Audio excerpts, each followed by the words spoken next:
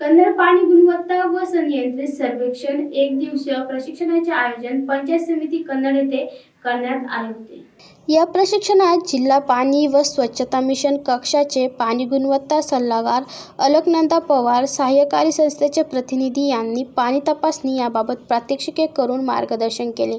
जल जीवन मिशनचे प्रकल्प संचालक राजेंद्र देसल यांनी उपस्थित जल सुरक्षकांनी पाणी नमुने नियमितपणे प्रयोगशाळेत पाठवण्याचे आवाहन केले।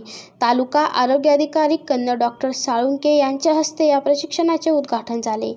या प्रशिक्षणाला कन्नड पंचायत समितीचे कृषी अधिकारी SR मामेवाड, ग्रामीण पाणी पुरवठा व उप अभियंता RM उपरे, वैद्यकीय अधिकारी डॉ. मयुरी भुतडा, डॉ. वर्षा शेवण, मनुष्य विकास सल्लागार वसिमदा नेहरू, माहिती शिक्षण संवाद सल्लागार सतीश औरंगाबादकर, माहिती शिक्षण संवाद तज्ज्ञ डॉ. संजय वाहक, समाजशास्त्र तज्ज्ञ वैशाली जगताप आदींची उपस्थिती होती।